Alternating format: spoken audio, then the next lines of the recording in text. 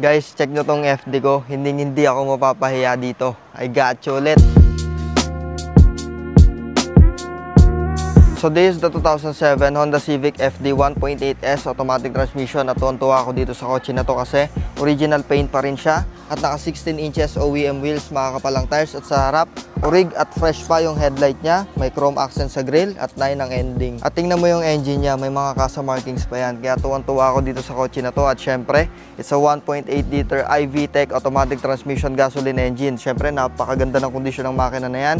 Virgin pa yan. At sa pinakalikod, orig pa yung mga taillight lens. Sa trunk, maluwag ang trunk space. At tingnan nyo to guys, bagong palit lahat ng mga pangilalim nito. Brand new lahat ng binili ko. Kaya pag binili mo to, wala ka nang poproblemahin. Maayos na lahat. At dito sa loob, super clean na headliner. Tingnan mo naman yung fabric seats niya. Super fresh at well-designed na dashboard. Traditional infotainment system, outlet source, mini storage, automatic transmission, bang, another mini storage na pwedeng maging 2 cup holders, center console, at napakaayos na leather wrap steering wheel, analog display, digital display with 106,000 kilometers on the clock only. At sa second row, nothing special pero okay ang leg, shoulder, and headroom. 6 foot ang height ko. Meron siyang mini hook, armrest with 2 built-in cup holders. Ito yung one of the legendary Honda Civic na nilabas dito sa atin. Kaya kung teenager ka, bagay na bagay sa'yo to. Kaya kung gusto mo to, for only 355,000 pesos, mauuwi mo na to.